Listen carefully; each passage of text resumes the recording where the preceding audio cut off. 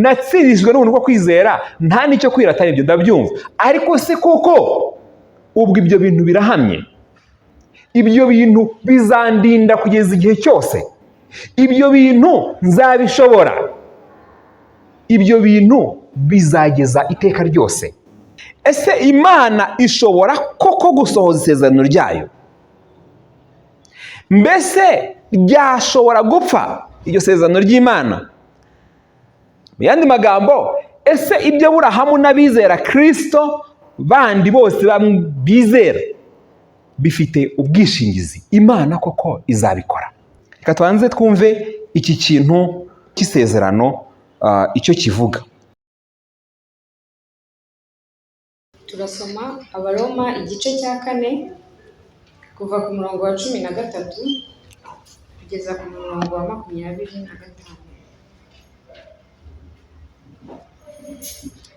Reka dusome. Kuko amategeko atariyo yahesheje Aburahamu cyangwa urubyaro rwe isezerano ry'uko azaragwa isi yose, ahubwo yariheshejwe no gukiranuka kuva ku kwizera. Abiringira amategeko iyo ari bo baragwa, kwizera kuba guhindutse ubusa, n'iryo sezerano naryo rikaba ripfuye. Kuko icyo amategeko azana ari umujinya, ariko aho amategeko atari, nta gicumuro kihaba. Nicyo gituma byose biheshwa no kwizera, ngo bibe iby'ubuntu, iryo sezerano ribone uko rikomerezwa urubyaro rwose. Nyamara si urw'abakomeza amategeko gusa, ahubwo ni urw'abafite kwizera kwa Aburahamu, ari we sogokuruza wa twese, nk'uko byanditswe ngo, mugize sekuruza w'amahanga menshi. Imbere y'iyo yizeye, ariyo Mana izura abapfuye, ikita ibitariho nk'aho ari ibiriho. Aburahamu uwo yizeraga yiringiye ibitakwiringirwa, ngo abe sekuruza w'amahanga menshi, nk'uko byavuzwe ngo, urubyaro rwawe niko ruzangana. Kandi nubwo abonye umubiri we umaze gusa n'upfuye, nk'uko yari amaze imyaka nk'ijana avutse, akabona na Sara yaracuze, kwizera kwe ntikuragacogora. Ahubwo abonye isezerano ry'Imana ntiyashidikanishwa no kutizera, ahubwo akomezwa cyane no kwizera ahimbaza Imana. Amenya neza yuko ibyo yasezeranije ibasha no kubisohoza. Nicyo cyatumye bimuhwanirizwa no gukiranuka. Icyakora ntibyanditswe ku bwe yuko byamuhwanirijwe no gukiranuka, ahubwo no ku bwacu abazabiheshwa n'uko twizeye yazuye Umwami wacu, watangiwe ibicumuro byacu akazurirwa kugira ngo dutsindishirizwe. Amen. Reka dusenge. Mana nziza, turagushima cyane kubw'uyu mwanya mwiza uduhaye, umwanya w'igiciro uruta uwundi wose mu ijambo ryawe. Ni ubuntu butangaje, nubwo twe twabibona nk'ibisanzwe, ariko ni ubuntu butangaje. Ushimwe cyane kubw'ijambo ryawe. Reka uganirize imitima yacu, reka twongere kwibuka urukundo n'imbabazi watugiriye, ubwo twe twari tutazi ko tubikeneye, wowe ukatugirira ubuntu bwawe. Dufashe kongera gusobanukirwa ibyo, bihindure uburyo tubayeho, bihindure uburyo tubona isi, ndetse n'uburyo tubona abo tubana nabo.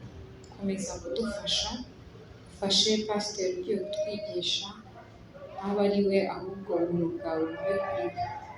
Umwuka wawe amuyobore kugira ngo ibyo ushaka ko tumenya tubimenye, mu izina rya Yesu Kristo. Amen. Dushimye Imana kubw'uyu munsi mwiza Imana yaduhaye, kugira ngo twongere kumva ijambo ryayo. Guteranira hamwe ni umugisha, tubinezererwe, dushime Imana yaduhaye ayo mahirwe yo guterana. Haleluya.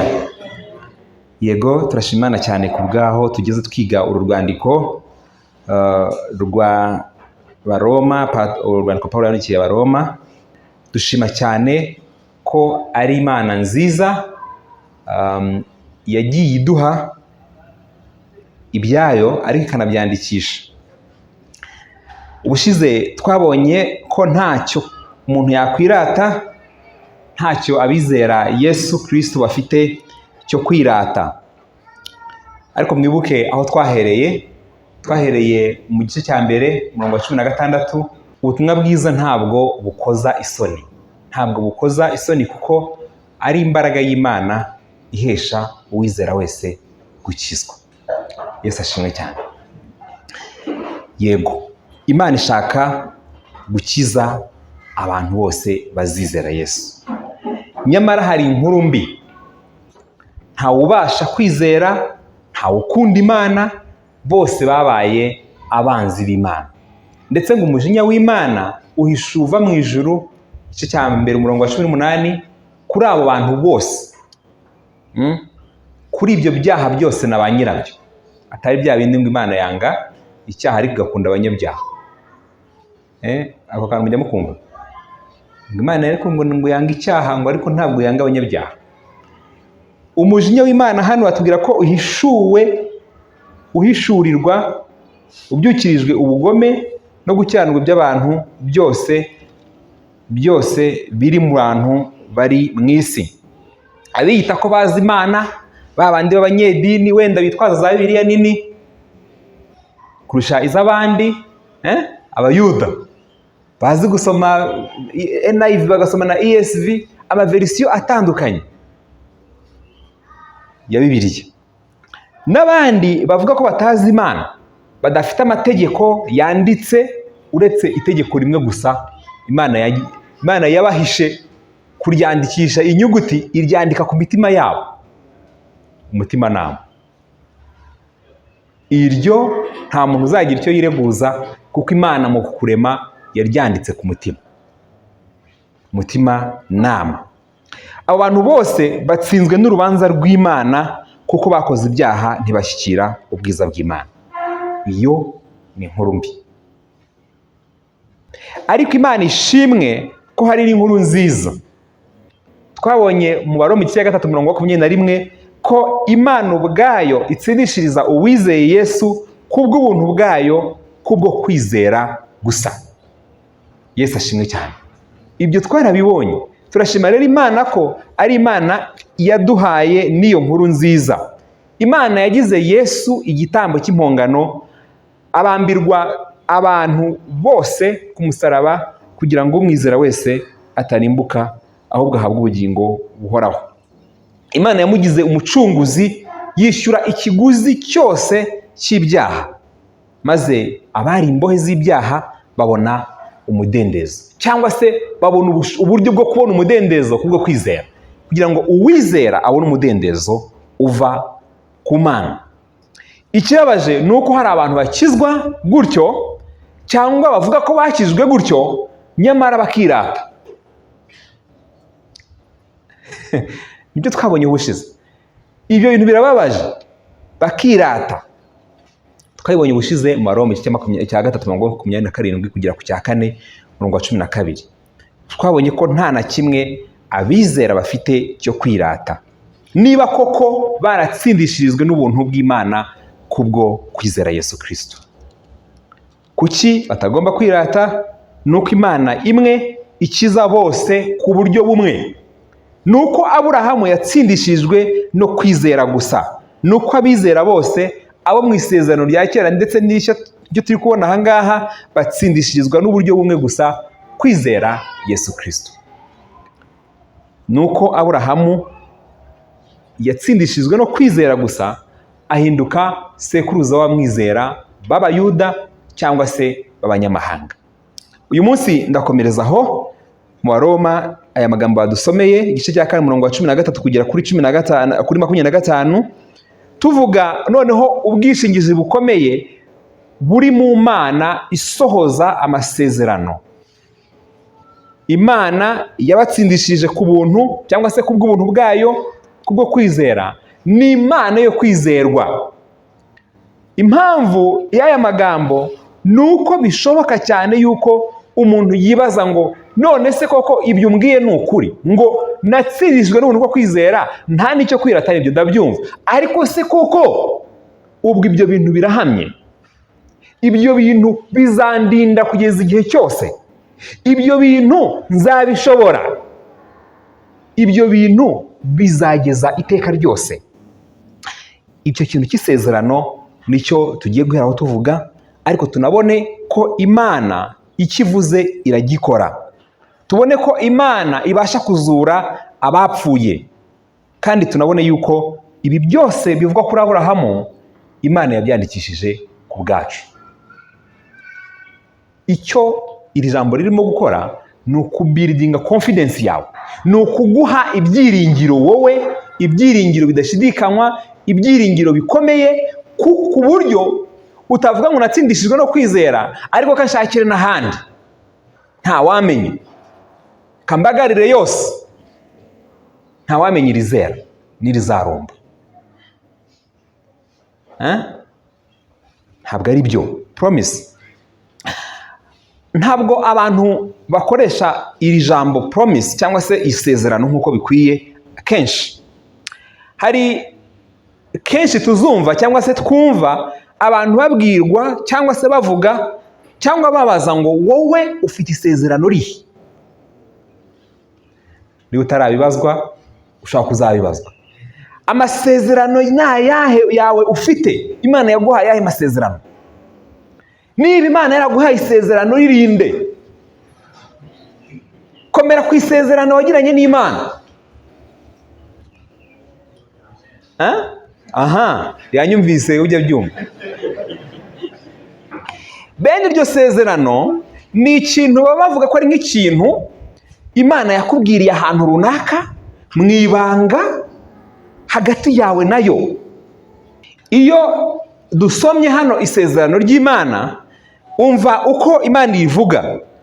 Aburahamu yariheshejwe no gukiranuka kuva mu kwizera, murongo wa 13, ngo iryo sezerano ryaba ripfuye cyangwa se ryaba ari impfabusa iyo abiringira amategeko ari bo bayihawe, murongo wa 14. Ku murongo wa 16 ngo iryo sezerano riza mu kwizera. Ku murongo wa 17 na 21 iryo sezerano rireba iby'Imana yavuze, ijambo ry'Imana. Ku mirongo isoza iryo sezerano risohozwa no kubarwaho gukiranuka. Murongo wa 22 kubizera Mesiya. Iryo ni siri. Iryo ntabwo ari isiri. Iryo ntiryanaba isiri, kubera yuko Imana yabigize plain, ni ibyanditswe. Ntabwo ari ibintu wajya ahantu runaka ngo hasange ubwe uyu munsi ntuyisezerano. Wari urifite bene iryo arisibe. Reka ibyo tubisobanure neza. Imana yasezeranije Aburahamu ko azaragwa isi, azaba sekuruza w'amahanga. Ku murongo wa 17 twabibonye n'uwa 18 w'aya magambo badusomeye. Mu by'ukuri iyo ni incamake y'itangiriro igice 12 murongo wa 1 kugera ku wa 4 kukomeza kugeza kuri 15. Urubyaro rwa Aburahamu rwari gutegeka amahanga yose. Ibyo bijya gusa nka bimwe Imana yabwiye Aburahamu nako yabwiye Adamu igihe yamuremaga ngo tureme umuntu ase natwe ategeke, abantu bategeke ibyo Imana yaremye mu itangiriro igice cya 1. Mubyare, mwororoke, mutegeke isi. Kubera yuko Adamu yananiwe, Adamu yafailinze, Adamu yaguye mu cyaha akiyangiza, isezerano ryarakomeje ariko rikomereza muri Aburahamu.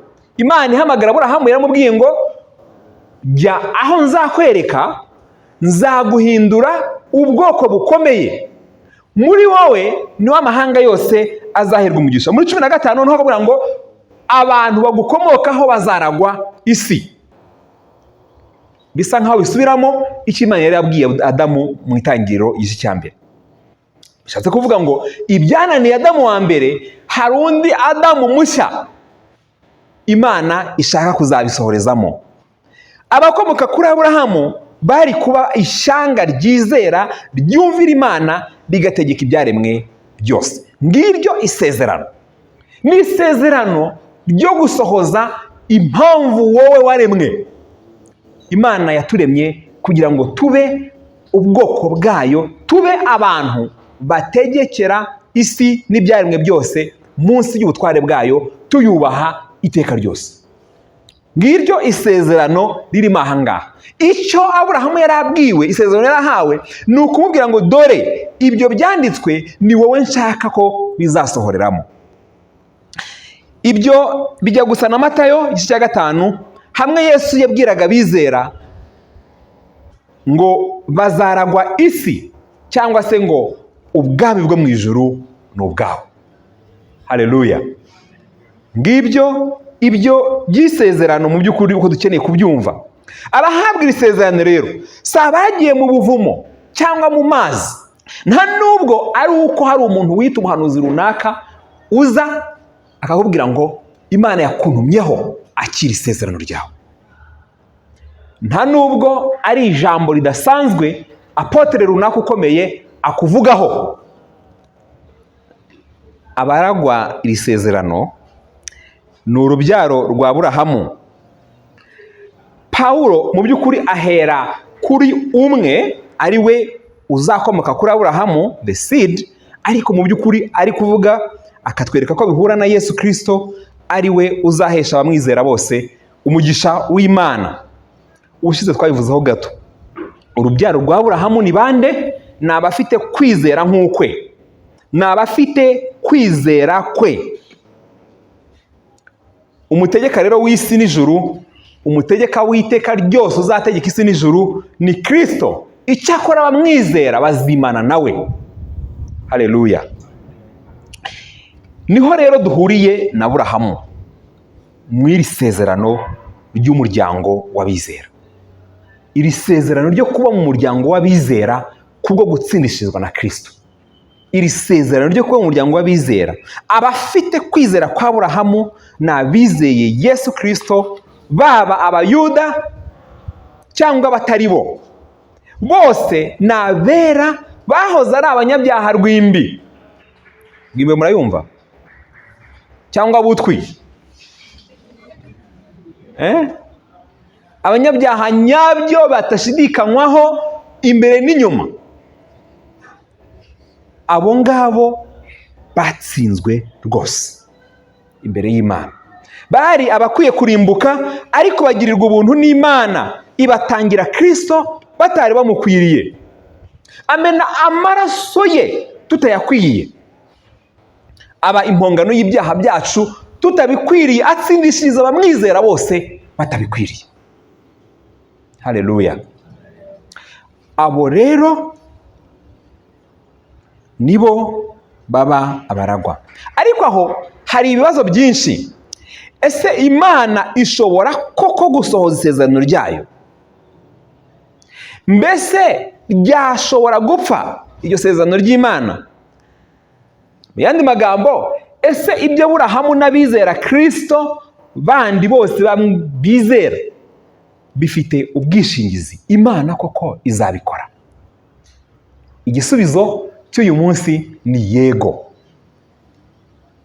Icya mbere ni uko isezerano ry'Imana ridakuka. Umurongo wa 13 kugera ku 17. Isezerano ry'Imana ntirikuka, cyangwa se nta gishobora gutuma rivaho ridasohora. Mu yandi magambo, icyo Imana ivuze gukora iragikora. Dusome ngo kuko amategeko atari yo yahesheje Aburahamu cyangwa urubyaro rwe isezerano ry'uko azaragwa isi yose, ahubwo yariheshejwe no gukiranuka kuva ku kwizera. Cya mbere, Imana niyo ubwayo yahaye Aburahamu isezerano, icyo tubona aha ngaha, kuko yari yamuhaye gukiranuka kuva ku kwizera. Ntabwo ari amategeko, ni ukwizera.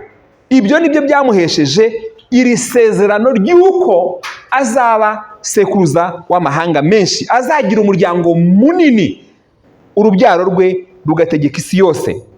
Mwibuke aho twasoreje ubushize, Aburahamu yagizwe sekuruza w'abakebwe n'abatakebwe kubwo kwizera. Yesu ashimwe cyane.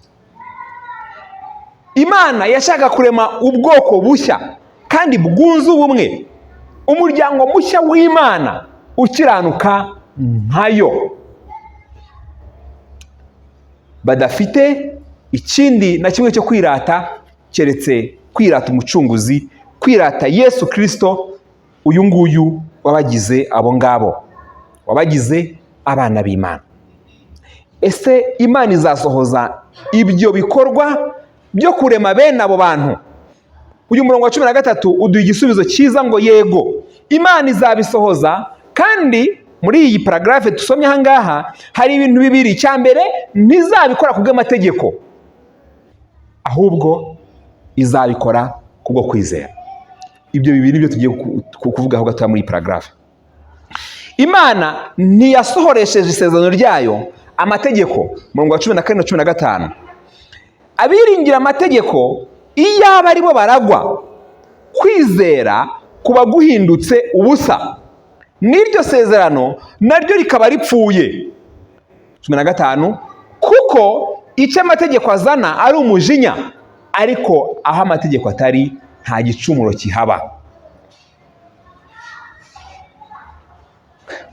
Amanze mvuga ibi ngibi, aya magambo ndi kuvuga arakomeye,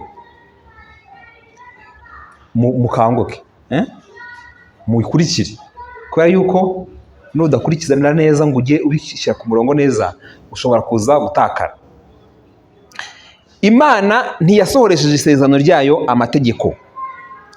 Byari kuba ari akaga iyo abiringira amategeko, abayuda biringira amategeko, iyaba ari bo bahawe amasezerano, kubera yuko nta sezerano mu by'ukuri bari kuba bahawe.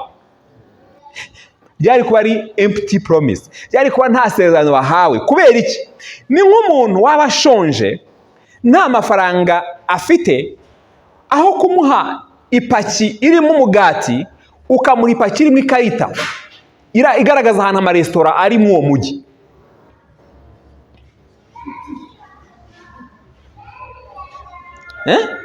Ukamuha agafungura igipfunyika runaka umuhaye, agasanga aho kuba ari umugati urimo nta mafaranga afite, ngo ukamubwira ngo akira ikarita, dore aho amaresitora yo mu mujyi aherereye. Mu by'ukuri ni nk'uko nguko, kuko amategeko agaragaza icyaha gusa, ariko ntabwo aguha uko wakira. Ni nk'ibyo. Ibaze rero iyaba ari iryo sezerano bahawe, iyaba abo ngabo aribo bahabwa isezerano, byari kuba ripfuye, byari kuba nta sezerano bahawe. Imana ntabwo yateganyije ko amategeko ari yahesha agakiza, kuko abereyeho gusa kumenyekanisha icyaha. Aho rero ngo amategeko ari, hamenyekana ibyaha byinshi, aho atari nta cyaha kimenyekana. Ibyo murabyumva? Bimeze nk'iki? Bimeze nko kubaka ikizu kinini cyane ugashyira nk'amakamera menshi. Ayo makamera akaba ari nk'amategeko. Uko ushyira nk'amakamera menshi nibwo uzamenya byinshi bikorwa muri iyo nzu, abasohoka, abajura biba hariya, abari kugira gute, nibwo uzamenya byinshi. Ariko nushyiramo imwe izajya ifata aho nyine gusa. Ni nk'uko nguko bimeze. Amategeko ni nk'uko ameze. Uko ushyiramo menshi niko umenya ibyaha byinshi biri gukorwa. Ariko ushyiramo, nutagira iyo ushyiramo, ntacyo uzamenya nyine. Aho amategeko atari, nta cyaha kimenyekana. Aho amategeko atari,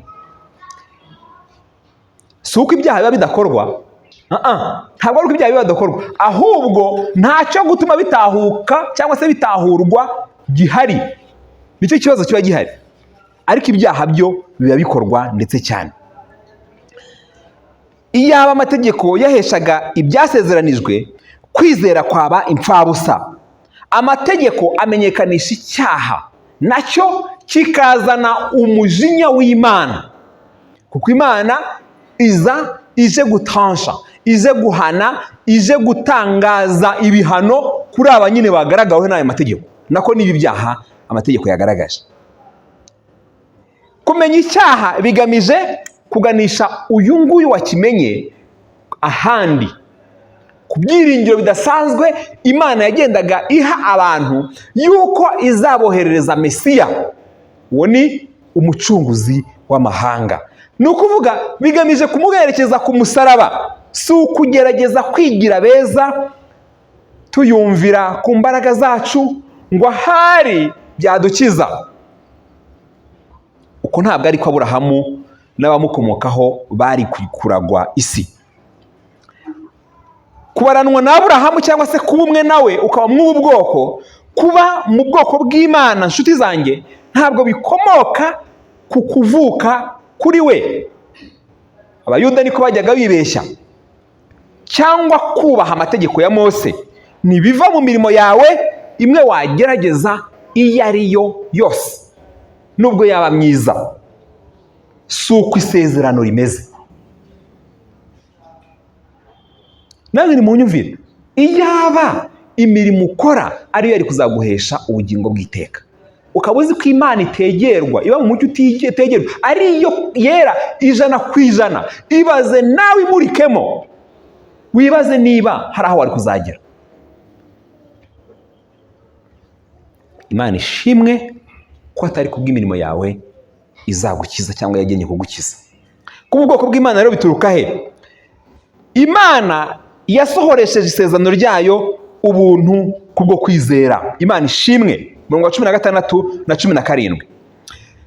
Nicyo gituma byose biheshwa no kwizera ngo bibe iby'ubuntu, iryo sezerano ribone uko rikomerezwa urubyaro rwose. Nyamara si urw'abakomeza amategeko gusa, ahubwo ni n'urw'abafite kwizera kwa Aburahamu, ari we sogokuruza wa twese, nk'uko byanditswe ngo mugize sekuruza w'amahanga menshi. Imbere y'iyo yizeye, ariyo Mana izura abapfuye ikita ibitariho nk'aho biriho. Ngiyo Imana Aburahamu yizeye. Yesu ashimwe cyane. Gusohora kw'iri sezerano bishingiye ku Mana ubwayo, bishingiye ku buntu bw'Imana. Imana nuko igira abantu abana bayo, nuko igira abantu ab'umuryango wayo, nuko ibigenza niyo ubwayo ibikora, ni kubwo gukora kwayo, atari abaturuka mu Bayuda bamwe bakurikiza amategeko, bakomeza amategeko, cyangwa se bafite amategeko yanditse, cyangwa abaturuka ahandi gusa, ahubwo ni abizera bose baturuka muri ibyo bice ko ari bibiri. Igisabwa ni kimwe gusa, ni cya kita rusange twabonye, ni ukugira kwizera kwa Aburahamu, uyu nguyu sekuruza w'abizera. Kwizera kwa Aburahamu ni kubwo kwizera gusa, Abefeso 2:8, si kubw'imirimo. Nta nubwo Imana ireba abafite kwizera gukuzuye cyangwa se gukomeye, ahubwo ireba we yatoranije bose, ikabaha no kwizera gukwiye, kwizera nyakuri, kugira ngo babarwe mu bana bayo. Urwo ni urubyaro rw'Aburahamu nyakuri. Abo nibo bana, nibo bakomoka kuri Aburahamu nyakuri. Isezerano rero rishingiye ku buntu. Imana yonyine niyo mwishingizi, niyo mpamvu ryashoboye gusohora, rigakomeza gusohora kugeza n'uyu munsi. Hakaba hari abantu bashobora gukizwa n'uyu munsi tuvuga iri jambo, hakaba hari abantu bashobora kwizera bagakizwa, bakabaranwa na Aburahamu mu bwoko bwe. Ni kuko Imana yaryishingiye y'ubwayo. Ibyo ndagira ngo tubyumve neza.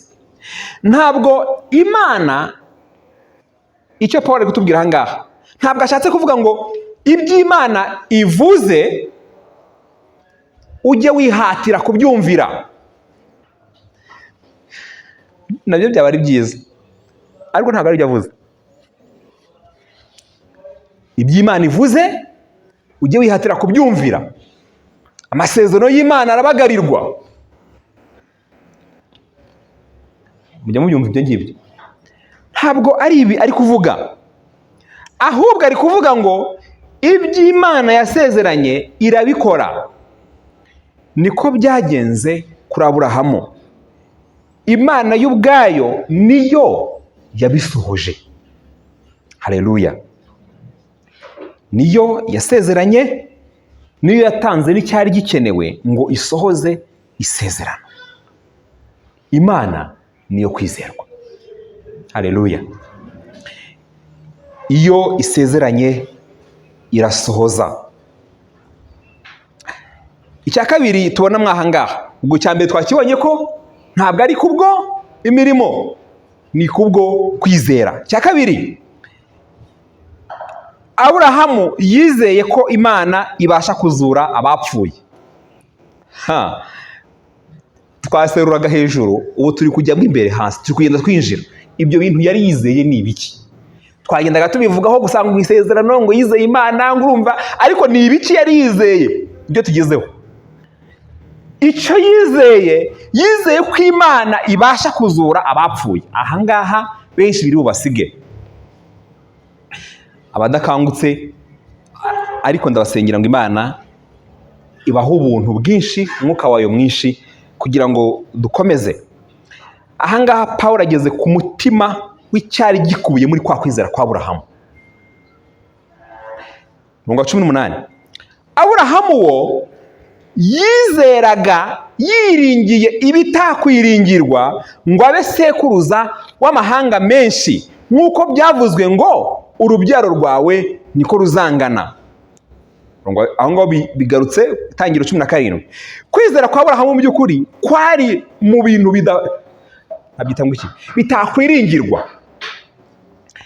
Ubwiye umuntu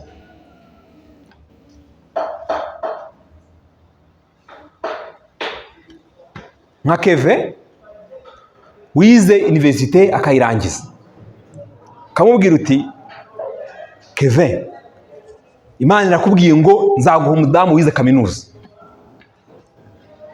Ibyo murumva bitoroshye kwiringira?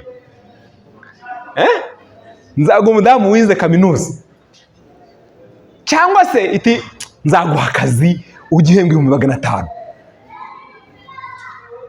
Ibyo ntimwumva ko byoroshye kwiringira? Mwabyumvise? Ariko niki kigoye kwiringira wenda wamubwira ku by'umugore wenda?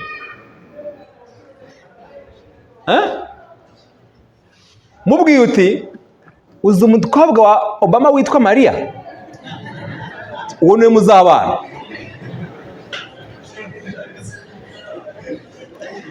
Icyo ugeze ku rundi rwego pe. Aho bigoye kwiringira. Icya mbere wenda hari byinshi yakwibaza, kadaye kujya muri detail. Kwizera kwa Aburahamu kwari mu bintu bitakwiringirwa. Uti kubera iki? Aburahamu yarashaje, ariko ngo yizera ijambo ry'Imana, ko Imana ibasha gusohoza ijambo ryayo. None uyu muntu ko ashaje akagasaza, kazagira gate urubyaro rungana n'umusenyi wo ku nyanja n'inyenyeri zo mu ijuru? Kandi n'agakecuru kako karacuze. Ibintu ubwo mu by'ukuri ibintu yiringiye ni ibiki? Ni ibitakwiringirwa. Ni ibintu bitakwiringirwa. Umurongo wa 19. Ngo kandi nubwo abonye umubiri we ko wamaze gusa n'upfuye. Muzehe umubiri wari umeze nk'uwapfuye, kandi ngo yari afite imyaka irenga nk'ijana avutse. Ngo abona na Sara, yabonaga na Sara yaracuze. Kwizera ko nyamara ngo ni kuracogora, ni kuragacogora, ngo ahubwo abona isezerano ry'Imana ntiyashidikanishwa no kutizera, ahubwo akomezwa cyane no kwizera ahimbaza Imana, amenya neza yuko ibyo yasezeranije ibasha no kubisohoza. Nicyo cyatumye bimuhwanirizwa no gukiranuka. Aha ntimusigare. Itangiriro 17, Imana ibwira Aburahamu ngo nzaguha urubyaro rwinshi, nzakugwiza. Imana izamuha urubyaro kandi abangaba ngo bazategeka isi. Ibyo bizaba gute ku musaza w'imyaka 100 n'umukecuru wacuze? Gucura ni ukuba wararengeje menopause, warageze kure, warakecuye nyine. Ko umuntu atsindwa kenshi, ko umuntu agwa kenshi, ese isezerano rizasohozwa gute ngo haboneke urubyaro koko rwizera Imana? Niba ibi bintu bigomba kudepanda kuri uyu musaza, bizagenda gute koko? Ese koko aba bantu bazaboneka? Iri sezerano rizasohozwa n'Imana yonyine ubwayo. Imana izabikora kuko ariyo kwizerwa. Aba bantu Imana itabaremye ntabwo baboneka. Mu by'ukuri bibaye ari ukwiringira aka gasaza n'aka gakecuru ngo niba bazakomokwaho n'aba bantu, igisubizo ni ibyo uri kuvuga rwose ni empty, ntabwo bishoboka. Imana ni Imana ibasha guha ubuzima icyari gipfuye. Aka gasaza Imana izakajajara igasubizamo ubuzima, n'aka gakecuru igasubizamo intanga, maze havuke agahungu kitwa Isaka. Ibyo bintu ni igitangaza kirenze ubuvuzi bwose bushoboka. Bivuze ko Imana ibasha rwose kurema ibintu bishya ibikuye mu busa. Uko niko yaremesheje isi n'ibiyuzuye byose ijambo ryayo. Niko n'ubundi bigenza. Iravuga ngo nihabeho hakabaho. Iravuga ngo wa mukobwa we nubwo usa neza, nubwo ubuzima bwawe bwuzuye, ariko ntuzabyara, ikabera gutyo. Iravuga ngo wa mukobwa we nubwo rwose ugaragara nk'umuntu unanutse, upfuye, umeze nabi, ariko nguhaye ubuzima. Imana ikamuha ubuzima. Ukajya wibaza ngo kariya kantu kabyaye bikakananira rwose, n'umwana bakagomba kumubaga bakamumukuramo igihe kitaragera, ni gute kabyaye? Maze wowe ufite ubuzima, ugenda ahantu hose usa neza, umeze neza rwose, bari gutwita bikamera neza, ukabura urubyaro. Imana niko ivuga. Iyo ivuze bibaho. N'aba basaza niko izabagenzereza. Iyo ivuze ngo muzabyara kuko ibivuze gusa, bibaho. Ariko processes yabyo ni iyihe? Processes yabyo ni ukuzura. Nuko uyu mukecuru n'uyu musaza bazuka bushyashya. Mu by'ukuri Isaka ni ikimenyetso cyo kuzuka ko abari bashaje, ko bari bapfuye. Nibyo turi kubona aha ngaha. Pawulo ari kuvuga ngo igihe Imana yasezeranyaga Aburahamu na Sara ko bazabyara, kandi baramaze gusaza, bameze nk'abamaze gupfa, Aburahamu yizeye ko Imana ishobora gusohoza ibyo ivuze, ikaremesha ijambo ryayo, ibyo nyine ivuze ikabikora. Mu nda zabo ikaremamo ubuzima bitari gushoboka mu bisanzwe, ikabaha umwana, kandi yarabikoze. Imana ishimwe kubwa Isaka. Ibyabaye ni ukuzuka. Aburahamu yizeye neza ko iyi Mana ari Imana izura abapfuye. Haleluya! Ibi ni ukureba kuri. Imana ihimbazwe ku Mwuka Wera wabihishuriye Pawulo. Ni gute wavuga ngo burya Aburahamu yizeye umuzuko? Uzi ko wagira ngo kwa kwizera kwe ngo byari ibintu ngo by'ahantu gutyo nyine, ngurumva ngo Imana nyine mukapfa kugenda. Content y'ibyo yari yizeye nibyo Pawulo ari kudusobanura aha ngaha. Wari umuzuko. Niyo mpamvu nababwiye ngo Imana yakijije abantu bose kuva kera kugeza uyu munsi kubw'ikintu kimwe: kwizera Yesu Kristo wazutse. Ibyabo byari mu birori gusa, ariko byari bimwe, umuzuko. Ntabwo ibyo rero ari ukurata Aburahamu ndagira ngo mbagarurire hafi, ntabwo ari ukurata Aburahamu, ahubwo ni ukugaragaza neza ko Imana ari Imana ikura ibifite ubuzima mu byari byapfuye. Ni Imana ikirisha kwizera, ni Imana isohoza amasezerano. Haleluya. Mu yandi magambo, abatabashije kugira icyo bigezaho bapfuye ariko rwose completely, apana kuvuga ngo bapfuyeho gakeya, baremye bajye bakora bya bindi byo muri emergency bakariyanimetinga. Ntabwo ari ibyo, ni abapfuye completely, abapfuye batsinzwe n'urubanza, baciriweho iteka imbere y'Imana. Abo bene abo bari muri meta yo gupfa nyine. Rimwe Pawulo yavuze mu Efeso 2 ngo mwese yarabazuye ubwo mwari mupfuye. Bene abo ngabo iyo bizeye Imana izura abapfuye, cyangwa mu yandi magambo bakizera Yesu Kristo wazutse ku bwabo, abo ngabo rwose ntibazigera batenguhwa nayo. Ibyo yabasezeranije ko izabagira ubwoko bwayo irabikora, kuko content ni umuzuko. Imana rero ishoboye guha ubugingo bene abo ngabo bizeye Yesu, bizeye uyu muzuko wa Kristo. Aburahamu yagize ibihe byo kutizera, ako nako ku ruhande murabizi, ariko mva Pawulo uko avuga, aravuga ngo nubwo yagiye anyura mu ibyo bihe, kwizera kwe burya ngo ntikwacogoye. Ibyo bintu mwabyumva? Kwizera kwe burya ngo ntikwacogoye.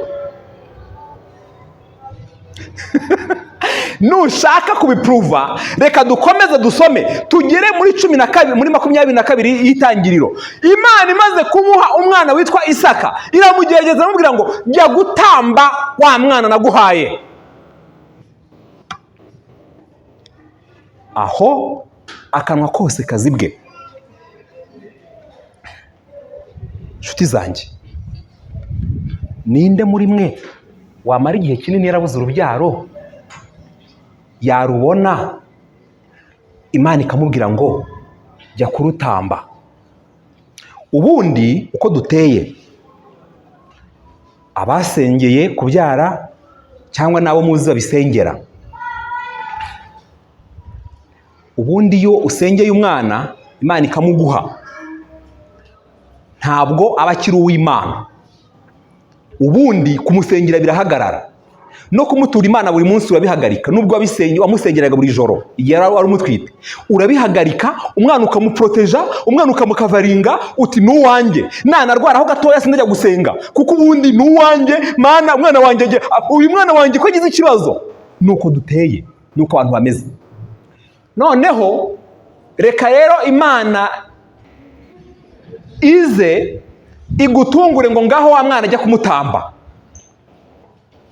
Umva, utaranambwira ngo njye kumutamba n'undi sinamuguhaye, sinanakwemeraga ko umugenga, sinakwemeraga ko wamukiza, none urambwiye ngo njye kumutamba.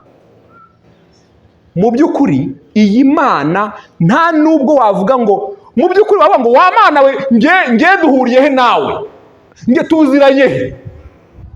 Ni nko wibeshye, jya ku rundi rugo rwo hirya.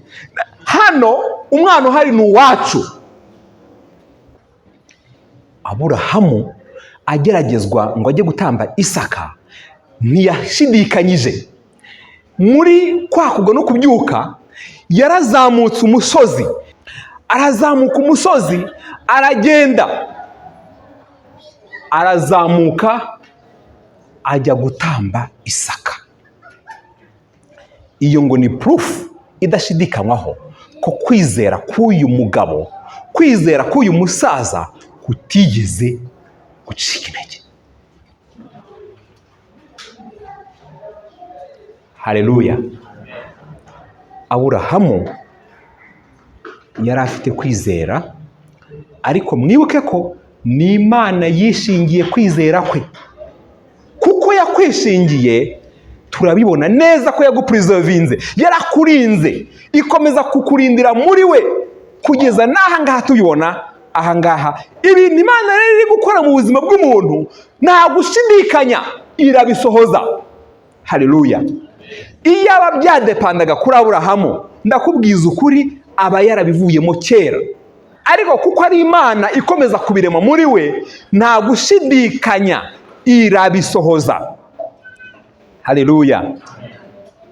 Nushaka gusoma byinshi kuri ibyo, uzajye mu Baheburayo 11. Ngibyo ibyo abizera ba none, abahabwa kwizera kwa Aburahamu dukeneye. Abizera bakeneye kwiringira neza badashidikanya iyi Imana ibasha kurinda isezerano ryayo.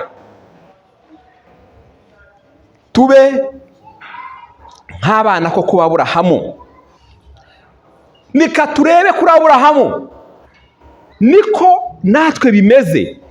Iyakoze biriya kuri twe, iyatuvanye hahandi muri kwa kutizera, niko rwose no mu gihe cya none izabikora. Kwa kwirinda ntabwo ari ukwawe. Imana yagutsindishirije kubwo kwizera, izakomeza kukurinda kugeza ku mperuka. Haleluya.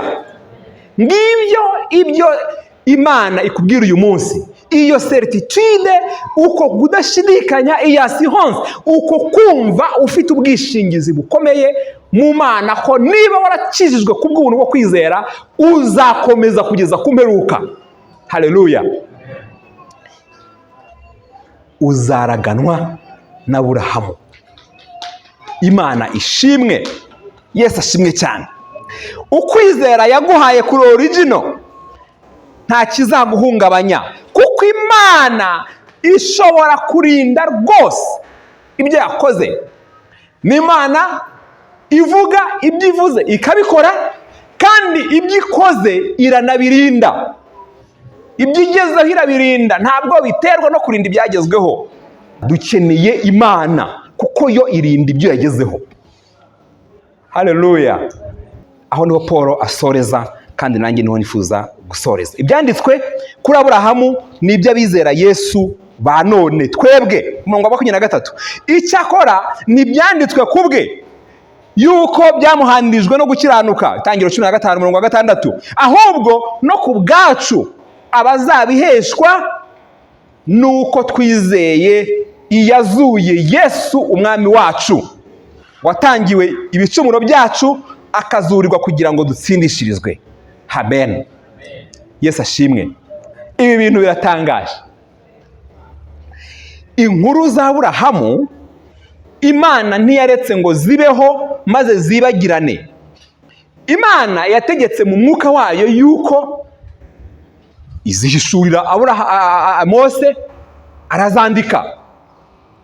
Ariko si ibyo gusa, n'igihe zabaga niyo yazikoraga, kandi yazikoraga, Imana yazikoraga ireba kure kuri twe tuzaba twicaye uyu munsi ku itariki twumva aya magambo. Mu by'ukuri Imana, wa mugani, ni Imana ihagarara mu itangiriro ikabireba mu iherezo. Uko niko Imana yabikoze. Aburahamu, muri ayo mateka yose uzi neza, Imana yari igamije wowe, maze irabitwandikira.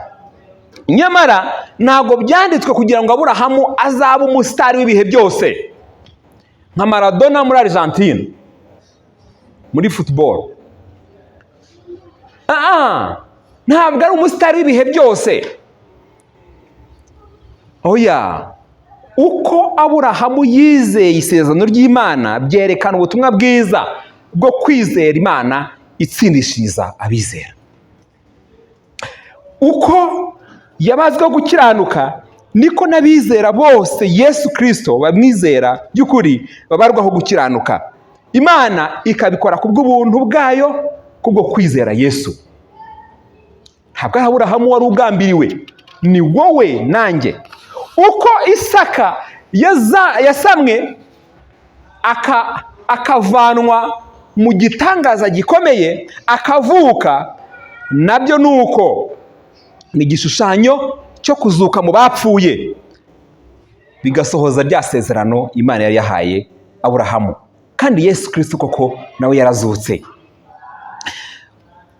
Uwo wasohoje isezerano, ari we Mana turi kuvuga, ni nawe wazuye Kristo mu bapfuye. Murongo 24 ahangaha.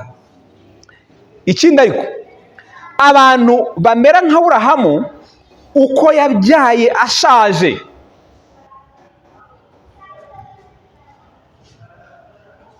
Abo ngabo bizera ibyo yizeraga ko Imana ibasha kuzura. Abo bazuranwa na Kristo kubwo kwizera, kandi abo ngabo nibo baragwa bisezerano koko yahawe. Abo nibo baragwa bisezerano ry'Imana kuba mu bwoko bw'Imana. Reka mbibanureho gatoya. Muri Yesu isezerano si ibizaza kera. Isezerano ryahawe abizera bakira ibyo Imana yasezeranyije byose muri Kristo none uyu munsi. Kubera ko niwe gitambo gikwiriye cy'ibyaha byacu, kandi niwe koko wazukiye gutsindishiriza abizera. Haleluya.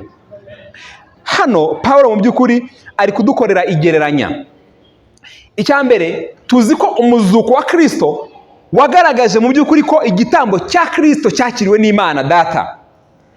Ariko Pawulo agahera aho ngaho akavuga ngo rero, uko kuvuka kwa Isaka kubabyaye bashaje basa n'abapfuye bigaragaza umuzuko, ni nako kuzuka kwa Yesu nako bimeze, kugaragaza ko Imana ibasha guha ubuzima cyangwa se ubugingo bwuzuye kandi bw'iteka ryose abamwizera bose. Haleluya. Niba Imana yarashoje biriya kuri Aburahamu kandi ariyo yabikoze muri we, nawe wizeye Kristo uyu munsi, iby'Imana izasohoza muri wowe nta gushidikanya izabisohoza iteka ryose. Haleluya. Byandikiwe wowe nanjye. Nshuti zanjye, Imana ibasha kandi izarinda nta kabuza isezerano ryayo kubw'ubuntu bwayo. Iby'Imana ivuze irabikora. Bishatse kuvuga iki? Bishatse kuvuga ko abizeye Yesu bashyitsa umutima hamwe. Nicyo bivuze. Birakubwira ngo wowe wizeye Yesu shyitsa umutima hamwe. Abahaye gukiranuka kw'Imana nibo baragwa, kandi nibwo bwoko bw'Imana buzabana n'Imana iteka ryose. Nibo babandi Imana ivuga mu byahishuwe yuko ngo ngiye kubona mbona ngo abantu benshi bateraniye imbere y'Imana, cyangwa se ahandi ivuga ngo nuko ubuturo bw'Imana dore ngubu Imana igiye gutura mu bantu bayo. Abo ngabo bazaturana n'Imana iteka ryose ni abo ngabo bafite kwa gukiranuka kw'Imana. Ni mwebwe muri kwizera Kristo uyu munsi, kandi rwose izabarinda kugeza iteka ryose. Murebe umuzuko wa Kristo. Hariya murebe uko Imana yabikoze, nk'uko yabikoze no kuri Aburahamu ikamuha Isaka. Imana yarabishohoje, niyo kwizerwa. Imana iravugana natwe abagira ikibazo cyo gushidikanya. Akenshi tukumva wenda akagakiza uku gukiranuka, wenda kuba abana beza nibitunanira dushobora kubitakaza. Kugerageza kuba abakiranutsi. Arakubwira ngo sobanukirwa neza imbaraga z'Imana, sobanukirwa ukwizerwa kw'Imana, ibyo isezeranye irabikora. Urugero ni uru rwa Aburahamu. Yasezeranijwe ko azagira urubyaro kandi ashaje, yizera Imana. Ibyo yizeye ni kimwe n'ibyanyu, ni kimwe n'ibyo twizeye ko Imana ibasha kuzura abapfuye, kuko Aburahamu yari ameze nk'utariho, Imana imuha umwana. Imana yasohoje isezerano ryayo. Rero nawe wari uzi neza cyangwa se uranibuka neza iby'icyaha. Uribuka igihe watsindwaga n'Imana, Umwuka Wera akagutsinda neza, ariko ukabona Kristo ku musaraba atambwe ku bwawe. Ibuka ukuntu Imana yafunguye umutima wawe, wenda ntabwo uzi detaye zose, ariko uribuka ko wahaye ubuzima bwawe Kristo kugira ngo abugenge. Abamwizeye abo ngabo ni abana b'Imana. Yego, nibyo rwose. Abamwizeye babaranwa na Aburahamu by'ukuri, bakaba ubwoko bw'Imana. Abo ni abasangiye kwizera nawe. Ntabwo ari ibyo ukora, ntabwo ari uburyoza bundi, cyangwa se kuba uzi kuvuga neza ibintu by'Imana, si ugutwarana kundi, ntabwo ari no kwiringira Imana mu rwego rundi, ni ukwiringira Imana gusanzwe. Kwiringira Imana gusa ibasha rwose gukiza no kurinda abo yakijije, kandi izabikora kugeza ku mperuka. Haleluya! Ubuntu bw'Imana yacu bushimwe. Twakijwe nayo, twakijijwe ntacyo dukoze, tuzabeshwaho no kwizera. Ukiranuka ngo azabeshwaho no kwizera. Ndashoje, ariko ndashaka kukubaza, wowe ufite iki kikubuza cyangwa se kigutera umutekano muke ku Mana cyangwa mu Mana? Tekereza bya bihe ujye ucika intege, kuko wenda ubona hari ibiri kukugora mu gukiranuka kwa buri munsi. Imana ishaka kuguha imbaraga rwose ugakiranuka, ariko zihera mu guhagarara ku ijambo ry'ukuri. N'imbaraga ziri, ntabwo ari imbaraga zizaza mu kuba wizeye ikinyoma cy'uko hari imirimo yawe hari icyo yagufasha. Ukeneye rwose ko yeguzera ku ngeso zawe Imana, ariko niyo ibikora, niba itabikora muri wowe ntabwo bizaba bifata. Imana ikwemera kubw'ubuntu bwayo binyuze mu kwizera Yesu Kristo watanzwe ku bwawe. Tekereza ku bihe bimwe, ujye utekereza ko Imana ahari wenda yakurinda koko, ariko se igihe cyose, igihe cyose yakurinda. Byagenda bite uramutse upfuye utiyejeje neza? Yego koko warakijijwe, ariko se none se uramutse upfuye utunguwe, wenda utabanje ngo urwareho ubone igihe cyo kwiyeza? Bene aho ngaho urahagera ukagira ubwoba bwo guhamya ko uzi neza yuko uri umwana w'Imana, kandi ko uzabona ubugingo bw'iteka, kandi ko uzabana n'Imana iteka ryose, kandi ko ubugingo ari ubwawe guhera none kugeza iteka ryose. Aho urahagera ugashidikanya ko ati hari ubwo kambanze nzabaze neza, ugashidikanya. Imana irakubwira ngo ibyo Imana yakoze izabirinda kugeza iteka ryose. Isezerano ryayo iraririnda. Ni iryo ngiryo nyine ryo kuba abana b'Imana. Hari n'igihe twikomanga, nabishoboye noneho, ukumva urikomanga uti noneho nabishoboye. Reba ziriya nshuro mu by'ukuri iyo byose bimeze neza, ba wibwira iki mu mutima wawe? Ati ubu ngubu rwose Mana none huje uyu munsi. Icyo gihe uba wibwira iki mu mutima wawe?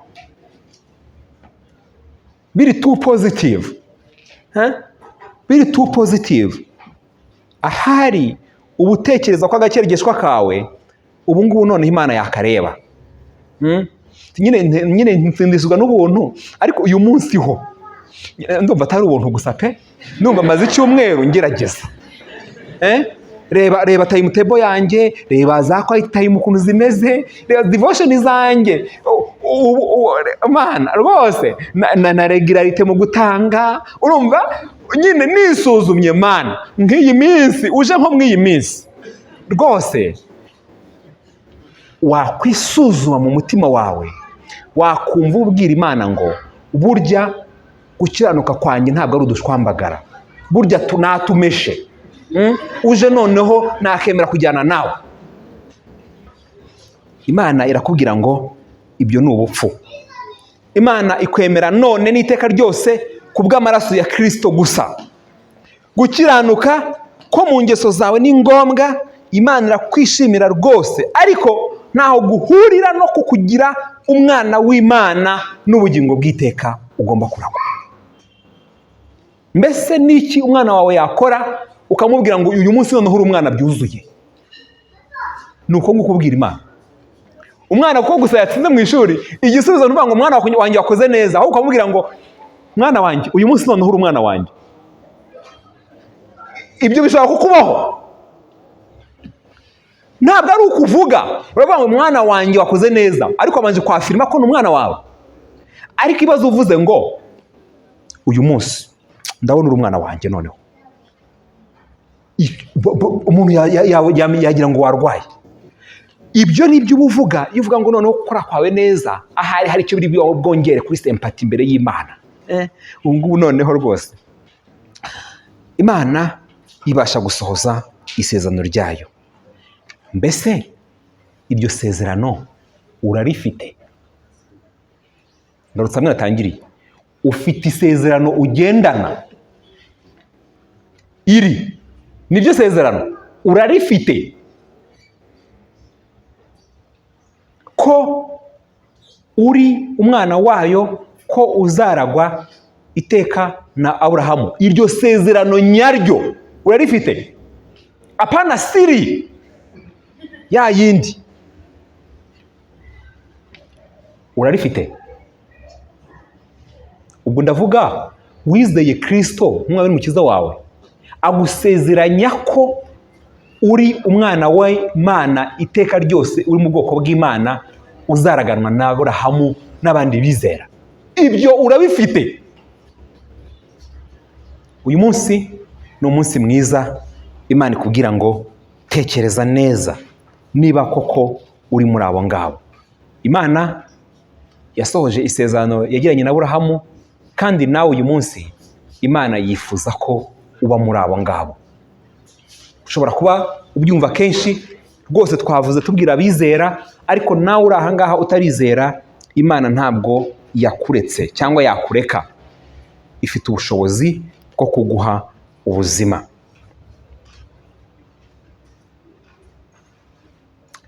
Inshuti yanjye wizeye Kristo, Imana ishimwe ku bwawe. Izakurinda kugeza ku mperuka yose. Noneho rero ririmba, curanga niba ubishobora, komera, hamya Kristo mu bizera n'abatayizera, ba bandi bose bashidikanya. Bwira abandi ko Kristo afite ibyo ngibyo, ubwo bugingo bw'iteka, kandi ko nabo babuhabwa.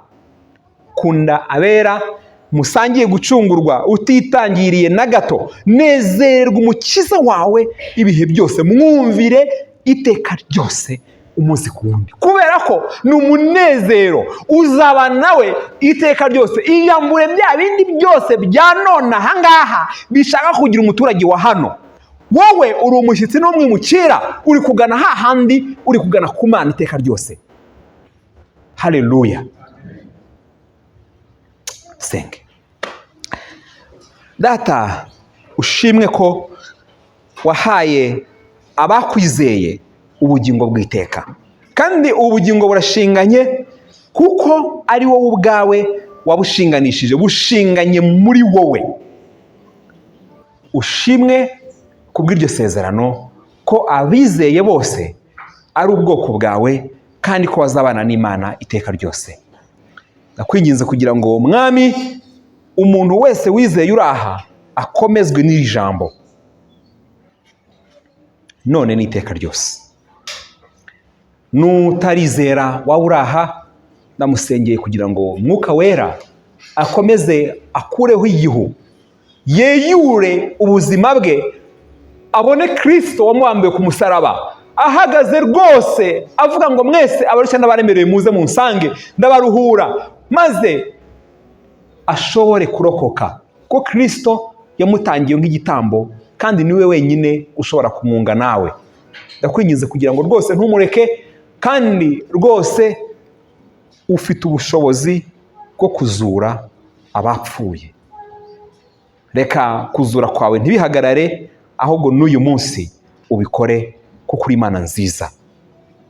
Turagushimye kumva gusenga kwacu, mu izina rya Yesu Kristo umwami wacu, amen. Imana ibahe umugisha.